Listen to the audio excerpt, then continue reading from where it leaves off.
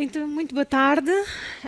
Agradeço antes de mais o convite, é um gosto e uma honra estar aqui e poder realmente partilhar convosco a experiência que o Laboratório Português dos Ambientes de Trabalho Saudáveis tem tido na avaliação, monitorização e intervenção em empresas e organizações no sentido de promover uma organização mais saudável, que inclui naturalmente uma cultura positiva, uma cultura de bem-estar, e até que ponto é que realmente essa cultura vai depois estar associada a um melhor ambiente psicossocial, a menos riscos psicossociais, a uma maior produtividade e satisfação, quer dos clientes, quer dos profissionais, quer também dos resultados económico-financeiros. Portanto, no fundo, pensarmos um pouco, se investirmos na questão da cultura, até que ponto é que vamos realmente também obter melhores resultados, quer das nossas pessoas, quer também dos nossos clientes.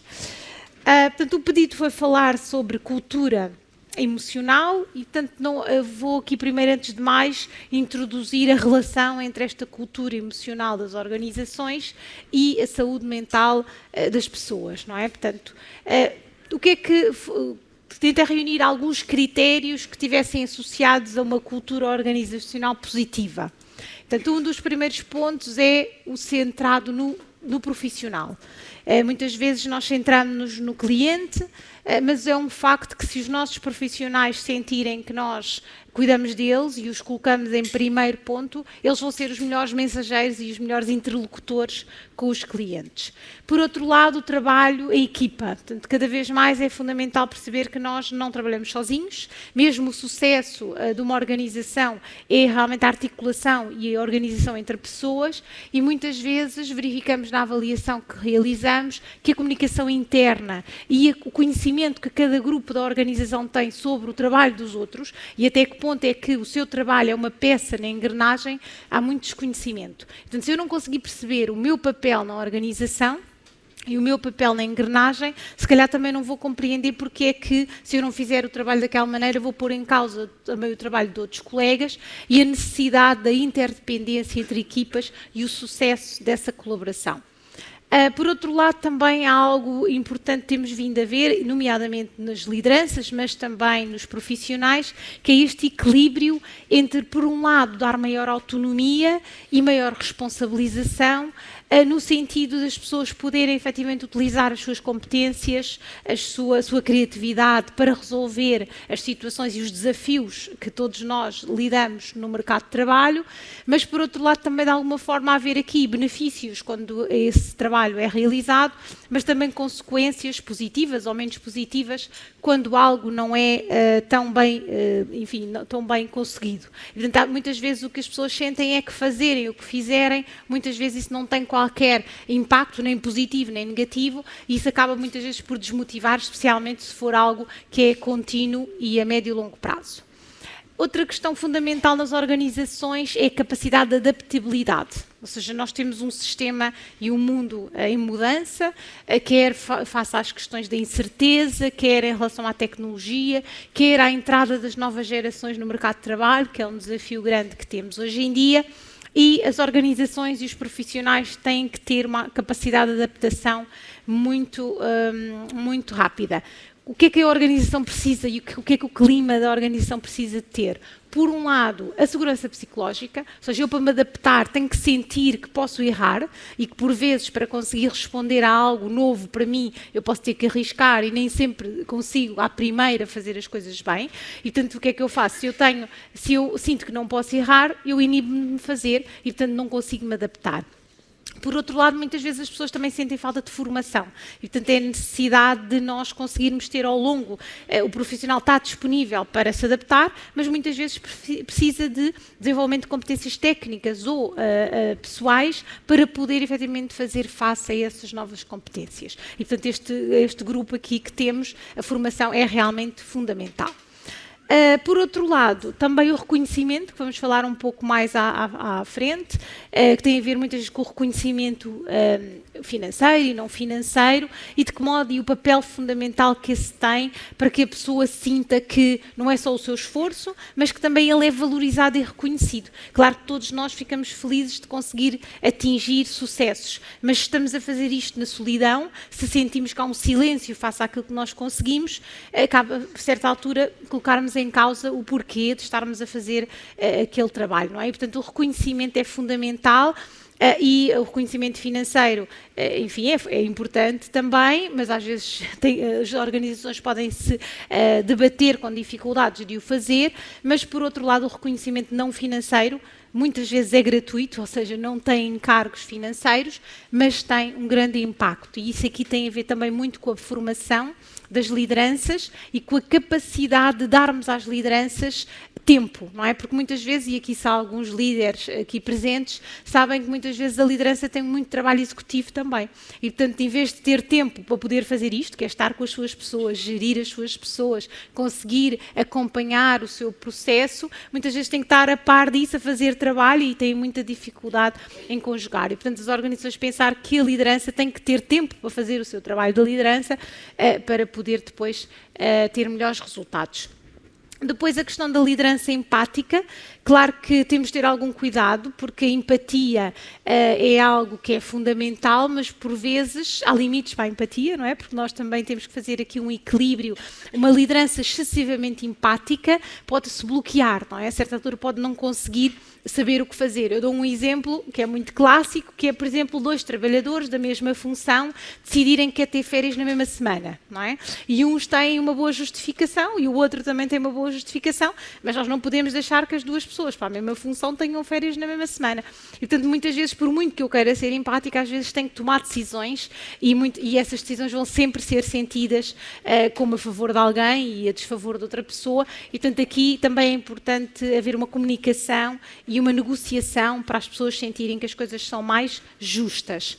E depois, fundamental e cada vez mais, este equilíbrio, eu não gosto muito da palavra equilíbrio, mas ainda não encontrei nenhuma melhor, que é realmente esta capacidade de nós conseguirmos integrar a nossa vida como um todo, porque a vida profissional também faz parte da nossa vida, não é? E, portanto, conseguirmos que as várias áreas da nossa vida estejam em conciliação. Então, se conseguirmos tudo isto, vamos efetivamente ter profissionais mais saudáveis, mais envolvidos e com um sentido de propósito mais apurado.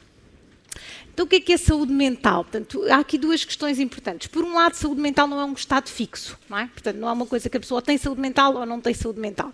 Não é bem assim, não é? É um espectro. E é um espectro que vai também do equilíbrio entre aquilo que eu tenho de bom e aquilo que eu tenho de menos bom. Por exemplo, se eu tenho um dia muito estressante de trabalho e a seguir vou à praia com a minha família no fim do dia, eu posso conseguir compensar aquele momento estressante do trabalho com um momento de bem-estar. Agora, se eu tenho um dia de stress no trabalho e a seguir vou para o trânsito e a seguir vou para casa berrar com os meus filhos porque eles não fazem não sei o quê, é tudo negativo, não é? Portanto, no fundo, a nossa vida tem que ser um equilíbrio entre as coisas menos positivas da nossa vida e as coisas boas. Portanto, temos que ter esta articulação. E segundo a Organização Mundial de Saúde, nós para termos saúde mental temos que ter relações interpessoais positivas, portanto temos que realmente ter relações positivas com as pessoas do nosso trabalho, com as pessoas da nossa vida familiar, com os amigos, até com os desconhecidos. Vocês, por exemplo, de manhã se vão ao café e tem um senhor do café que vos diz bom dia, tudo bem, o que é que vai ser, não é? Ou então uma pessoa com uma cara fechada a dizer uma coisa assim, vocês saem logo do café com uma disposição completamente diferente, não é? E portanto às vezes a comunicação e a forma como nós nos relacionamos tem todo o impacto no nosso bem-estar. Por outro lado, a capacidade de funcionarmos bem. Portanto, muitas vezes nós pensamos saúde mental e não a relacionamos com a alimentação, com o sono, com o exercício físico. Portanto, se nós tivermos umas escolhas de estilo de vida mais saudáveis e se forem avaliar em cada um de vocês quando se alimentam bem, quando dormem bem e quando fazem exercício, tudo isso está associado a um bem-estar que está naturalmente ligado à saúde mental. Por outro lado, a nossa capacidade de lidarmos com acontecimentos estressantes e não sermos completamente engolidos por estes. E cada vez mais já viram que nos últimos 6 anos só nos acontece coisas originais, no mínimo, não é? E, portanto, temos que nos estar continuamente a adaptar. E isso também é algo que faz parte da nossa capacidade. E há aqui algo que eu costumo chamar da lei da relatividade. Ou seja, é importante nós percebermos que o aqui e agora não é sempre, não é? Ou seja, que no fundo estamos agora numa altura, mas daqui a um período de tempo isto está a ter passado para um lado ou para o outro, e portanto, no fundo, às vezes precisamos de pensar que agora, se calhar, não precisamos de agir, não precisamos tomar decisões e esperar por alturas em que isso seja mais saudável.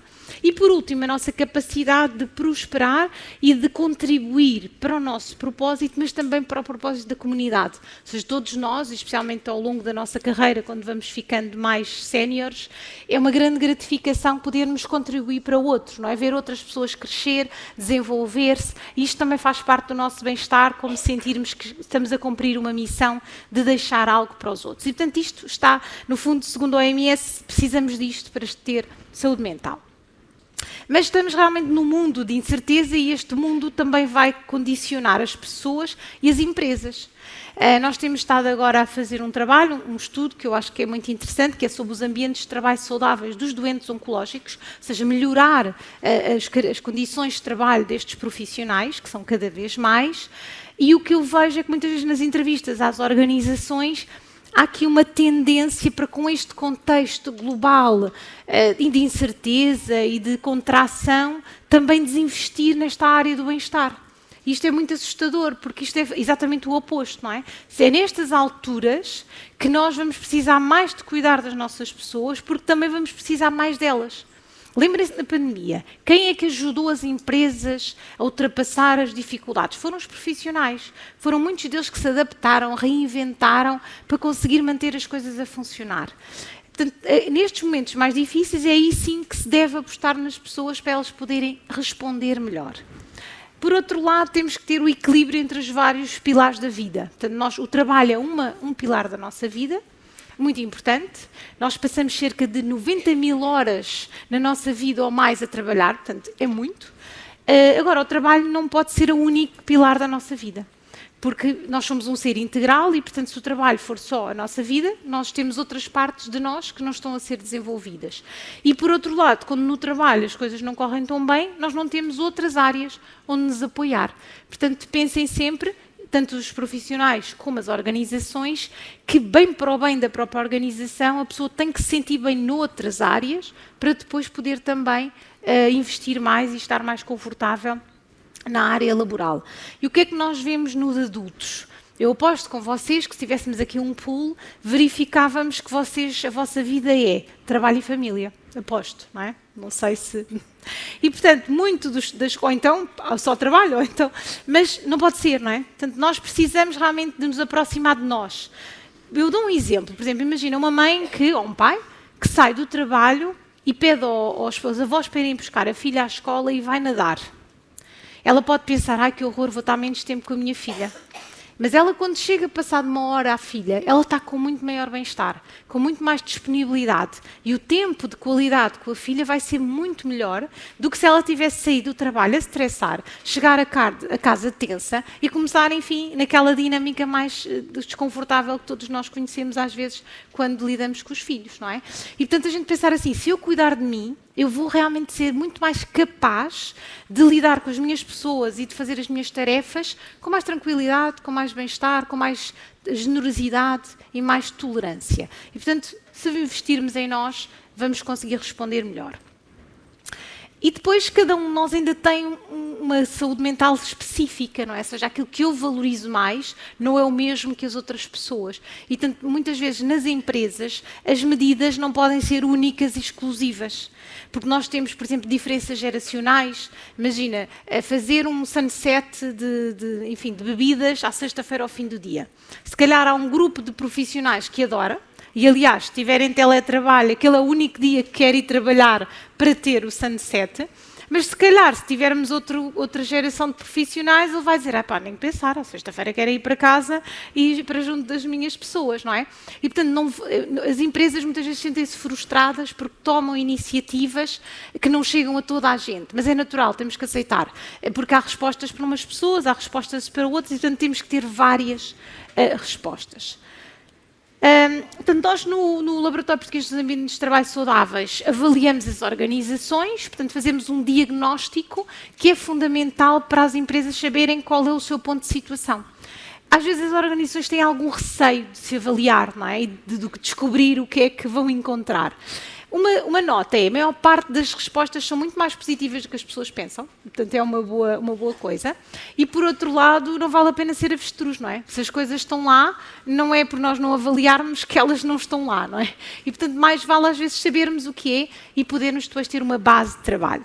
E, portanto, as empresas, quando são avaliadas, ficam com um índice de risco, portanto, um gráficozinho igual a este, em que vai indicar qual é realmente a situação nas várias dimensões da cultura organizacional, que é o tema que temos aqui, mas depois também as relações de liderança, os riscos psicossociais do trabalho, os recursos para a saúde mental, a responsabilidade social, o próprio ambiente físico e as condições de trabalho. Portanto, tudo isto faz parte do ambiente de trabalho.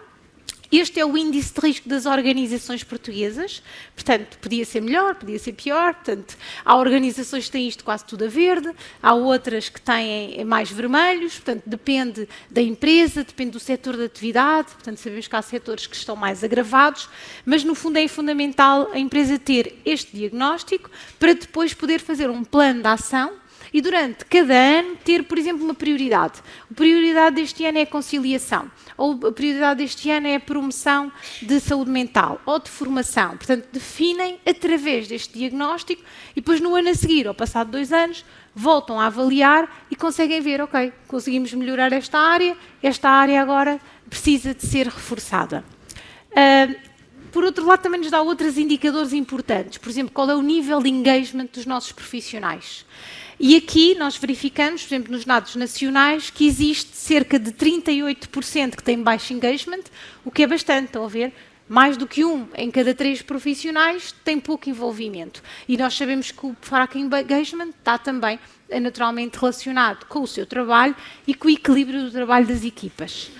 Por outro lado, também temos um elevado engagement de 20%, mas quando nós vamos fazer a correlação deste engagement com o burnout, verificamos também que temos ali profissionais que têm muito engagement, mas muito burnout. E portanto também não queremos, não é? Também não queremos aqueles profissionais que, enfim, que dão tanto, que passam para o outro lado. E portanto, no fundo, as lideranças, eu acho que o nosso sonho é encontrar o equilíbrio, estão a ver, a ponte entre a produtividade máxima e o bem-estar. Ou seja, nós temos que perceber onde é que está o ponto de interseção entre nós podermos ter a melhor produtividade do profissional, mas manter o seu bem-estar. Ou seja, isto não pode ser infinito, não é? Não pode ser assim, produtividade só assim. Mas, obviamente, que a empresa não tem o objetivo de dar lucro e de ter os seus resultados. E, portanto, é esta interseção que é o ponto que nós pretendemos encontrar. Depois a relação da felicidade, não é? Muitas vezes fala-se da felicidade, aliás, partilho já que vai sair um livro sobre a felicidade no trabalho e temos refletido muito sobre este ponto. Eu considero que a empresa, a organização, não tem que tornar as pessoas felizes. Não é responsabilidade, não é? Porque isso é uma coisa também muito pessoal de cada um. Mas a empresa tem que ser um sítio onde a pessoa pode ser feliz. E, portanto, tem que ter condições para que a pessoa, quando chega lá, tenha um ambiente favorável a esse ponto. E o facto é que quando nós vamos avaliar e comparar os profissionais que dizem que são felizes com os que não são, aqueles que não são felizes têm realmente mais fatores de risco em todas as dimensões. E outra coisa que me assusta é ver que 30% dos profissionais diz que é infeliz. Ou seja, mais uma vez, e ainda por cima isto são questões de autorreporte. As pessoas às vezes têm uma tendência para a desabilidade social e podem não querer responder. Mas o facto é que alguém dizer ali que não se sente feliz é algo que nos devíamos refletir e pensar. Claro que vocês podem perguntar o que é que a organização tem a ver com isso. Nós sabemos é que as pessoas que não estão felizes também acabam por ter indicadores de desempenho e de engagement menores. E, portanto, se queremos ter melhores resultados, também queremos ter profissionais mais felizes. Depois também temos a questão geracional. Todos aqui que fazem gestão de recursos humanos sabem que há um desafio grande com as novas gerações. Portanto, o que nós verificamos nos nossos dados é que esta geração tem menos engagement, tem mais dificuldades a nível da saúde mental, tem mais dificuldades a nível do compromisso, é mais imprevisível, é mais exigente, então muitas vezes não sabemos bem como gerir estas expectativas e, portanto, eu como também sou académica, trabalho numa universidade, acho que este trabalho tem que começar também na universidade, ou seja, tem que se articular melhor a universidade com as empresas para que este percurso, não é? Esta passagem da universidade para a empresa seja feita com outro acompanhamento e que realmente, tanto é melhor para a formação, porque muitas vezes a formação tem alguma componente mais prática e mais virada para o mundo real, como também os jovens começam a integrar o mercado de trabalho sob uma maior proteção e acompanhamento, e penso que isso seria bom para toda a gente. Por outro lado, também é importante pensarmos que experiência é que queremos, portanto, uma cultura emocional positiva, faz com que a experiência do trabalhador, ou seja, a forma como ele se sente e como ele vive a organização, seja, por exemplo, relacionada com o envolvimento. Grande parte dos profissionais refere que só é informado das coisas na empresa em cima da hora, ou como factos consumados. Ou seja, no fundo, não são envolvidos no processo de tomada de decisão. Não é? Ou seja, há algo a fazer e chegam, olha, agora é para fazer isto. Mas porquê? Como é que isto caiu, não é? Portanto, haver uma melhor comunicação e uma maior participação dos profissionais nos problemas e na resolução era melhor para todos. Ou seja, eu vou conseguir adotar melhor as medidas se eu sentir que faço parte delas e se eu as compreender. Se elas forem impostas, é mais difícil para mim. A questão da justiça. Muitos profissionais sentem que os conflitos não são resolvidos com justiça, as promoções às vezes não são justas e, portanto, esta percepção de injustiça muitas vezes é algo que é uma barreira. Mas, por exemplo, eu posso dar um exemplo que às vezes esta injustiça até é infundada. Imagina que eu tenho um trabalhador que é aquele trabalhador maravilhoso, ou seja, que eu peço para fazer coisas, ele faz bem e faz a hora, não é? E depois, o que é que vai ser a minha tendência? Cada vez que eu tenho uma coisa para fazer, eu mando-lhe fazer, ou peço-lhe para fazer. O que é que vai acontecer? O outro profissional a quem eu não peço, ele pode sentir que eu tenho um favoritismo por este profissional e vai se sentir injustiçado. Ela não me pede, ela não me dá a oportunidade, ela gosta mais daquela pessoa. Não é? E eu vou estar a ter dois problemas. Não tarda nada, tenho o meu profissional com burnout, porque entretanto peço-lhe tudo, e tenho o outro desmotivado e sem adquisição de competências, porque mesmo que ele não seja tão bom a fazer a coisa, se ele não tiver a oportunidade de fazer, é que não vai aprender mesmo, não é? E, portanto, no fundo, às vezes eu estou a ser injusta, mas estou a ser... Porquê? Porque eu tenho que dar resposta, estou sempre a acelerar, tenho sempre que fazer coisas para ontem, mas eu estou realmente a criar uma percepção de injustiça em dois profissionais, porque realmente isto não foi comunicado e não foi pensado. Outra coisa importante é o ambiente de trabalho. Há 2 semanas saiu no Expresso, não sei se viram, mas foi uma entrevista que tinha a ver sobre agora os profissionais irem beber o cafezinho para o trabalho, nos dias que, portanto, os dias que estão em teletrabalho, trabalham muito, mas depois nos dias que vão para o trabalho é para estar com os colegas. E a jornalista queria que eu dissesse que aquilo era mau e eu disse, olha, mas se calhar não é assim tão mau, não é? Porquê? Porque as pessoas realmente também precisam de conviver, de se relacionar e se eu estiver confortável com os meus colegas, isso depois vai-me trazer outras vantagens. Quando eu tiver que resolver um bom problema de trabalho, eu vou recorrer aos meus colegas. Quando eu estiver a trabalhar em equipa, eu vou trabalhar melhor em equipa. E se calhar, se eu tiver um momento de descontração, a seguir vou fazer melhor o meu trabalho. Portanto, às vezes pensar que estes momentos informais de relação entre os colegas, em vez de pensar que é um gasto de tempo, pode ser realmente um investimento para depois as pessoas conseguirem resolver os assuntos mais tarde. E, por outro lado, o reconhecimento e a valorização do trabalho. Nós temos aqui no instrumento umas perguntas abertas e que têm a ver com a questão do que é que gostarias que a empresa fizesse. E é incrível como toda a gente critica as reuniões, não é? Toda a gente acha que as reuniões são uma chatice. Mas muitas vezes eles dizem, gostava de ter mais reuniões com o meu chefe. Gostava que o meu chefe falasse mais comigo. Não é? Portanto, é um facto que as pessoas precisam deste contacto individual. E vocês podem pensar, imagina o que era a liderança ter uma reunião individual de 15 em 15 dias com cada um, nem que fosse de 15 minutos. Se calhar esse trabalho ia, número 1, prevenir imensas situações, que depois a liderança só apanha quando aquilo já está com um problema, não é? Portanto, conseguia antecipar situações e, por outro lado, também criava uma maior proximidade. Portanto, no fundo, há aqui questões que são...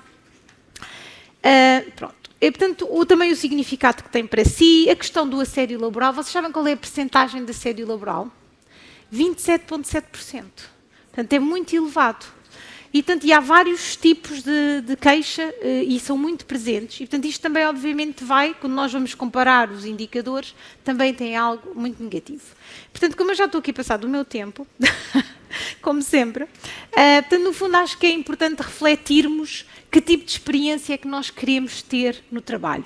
Não é? Já que passamos tanto tempo a trabalhar, temos que pensar tanto da parte das empresas como da parte das pessoas, como é que nós queremos que este tempo seja. Não é? Portanto, nós queremos que ter aqueles trabalhadores que eu acho que só têm aquela sensação tipo de um burro com sacos, não é? E que pomos um saco e que a seguir pomos mais outro saco e pronto, e há uma altura em que a pessoa já não aguenta mais. É isto que nós queremos, porque mesmo que sejamos insensíveis, isto não vai ter bons resultados para a empresa. Não é?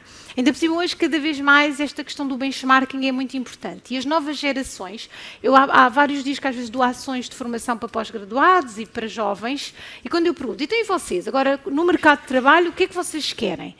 Quase todos querem autonomia, bem-estar, saúde mental, e portanto, vocês vão ficar sem trabalhadores no futuro próximo, se efetivamente não apostarem verdadeiramente nestes pontos. E tem que fazer parte da cultura, tem que fazer parte do ADN. Porque muitas vezes eu trabalho com empresas em que fazem ações, mas são ações que não estão verdadeiramente dentro. Por exemplo, ações em que eu falo para os profissionais e eles não podem falar, por exemplo. Ou, portanto, o importante é se sentir assim, não, há mesmo uma cultura de bem-estar, uma cultura de segurança psicológica, uma cultura de participação. Os profissionais não são crianças, são pessoas adultas que também pensam e refletem. Temos é que lhes dar espaço para poderem realmente mostrar as suas ideias e perceber a big picture, porque às vezes é o facto que eles às vezes também não têm a visão global de tudo o que está em causa. Portanto, uma melhor comunicação e uma verdadeira cultura no ADN da organização é fundamental para as empresas e para as pessoas no futuro. Muito obrigada.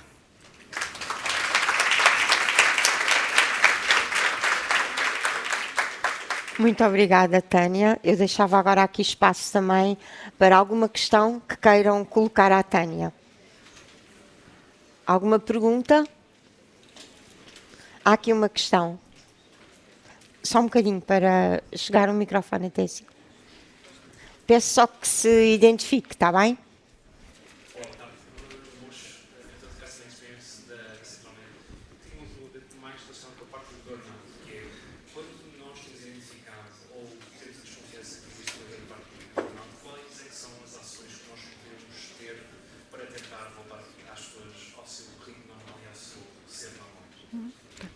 Portanto, nós primeiro que tudo temos que perceber se há uma equipa em burnout, temos que perceber como é que está a liderança, não é? Porque pode estar em burnout também. Nós às vezes, coitadas das lideranças, são um bocadinho o bode expiatório, mas elas também são pessoas e muitas vezes também se debatem com grandes dificuldades e, portanto, pensar como é que está a liderança dessa equipa e tentar perceber, porque às vezes pode estar muito relacionado com esse contexto, com a dificuldade da gestão da organização de trabalho, com a subdimensão da equipa, não é? Nós sabemos que as equipas muitas vezes têm que continuar a funcionar. Eu já vi equipas de 7 pessoas que estão a funcionar com 3, não é? Porque, entretanto, uma está de baixa, uma está de licença, outra está de não sei o quê, não se substitui as pessoas e o trabalho continua, não é? Portanto, por um lado, em relação ao global, é tentar perceber o que é que levou aquela equipa em específico a ter esses níveis de burnout. Depois, o burnout tem duas questões. Pode ser trabalhado a trabalhar, ou a pessoa terá que estar num período de baixa. Eu sou psicóloga clínica, portanto, atendo pessoas com este síndrome, portanto, é uma perturbação, e portanto há pessoas que conseguem continuar a trabalhar com reajuste, adaptações, etc. E há outras pessoas que têm mesmo que fazer um interregno, portanto depende um bocadinho, portanto as pessoas têm que ser avaliadas clinicamente e normalmente o acompanhamento tem que ser medicamentoso e também em termos da psicoterapia, porque no fundo a pessoa tem que reajustar as suas expectativas, o seu ritmo de trabalho. E muitas vezes, por exemplo, imagina, eu quando as pessoas voltam ao trabalho, tenho um plano de ações e uma delas é a pessoa fazer um Excel com o seu dia e com as tarefas que tem que fazer. Porque muitas vezes as lideranças às vezes dizem, olha, então segunda de manhã tens que fazer isto. Depois a seguir, segunda de manhã tens que fazer isto. E segunda de manhã tens que fazer isto. Então de repente a pessoa em 3 horas tem que fazer 3 coisas que demoram 3 horas, não dá, não é? E portanto no fundo é um bocadinho trabalhar a assertividade, que é a pessoa dizer, ok, olha, temos aqui a segunda-feira, tem 3 horas, destas 3 coisas, qual é aquela que quer que eu pegue, não é? E, portanto, muitas vezes também começar aqui a trabalhar a assertividade da pessoa, mas ela primeiro tem que estar confiante em si, para depois poder transmitir isto também à sua liderança. E, portanto, no fundo tem que haver um reajuste, ou seja, a pessoa ir de baixa com burnout e depois voltar e continuar a fazer a mesma coisa que estava a fazer, não vai resultar. Portanto, tem sempre que haver um reajuste quer das funções, quer do número de recursos humanos alocados, quer das relações interpessoais, depende do que é que está na causa, mas tem que haver realmente uma reavaliação e um reajuste da situação. Portanto, basicamente, quando a pessoa está doente, tem que se tratar e depois, quando volta ao trabalho, tem que, de alguma forma, haver um reajuste porque senão a pessoa vai voltar outra vez a ter esse problema, não é? Pronto, não sei se... Há ali uma outra questão.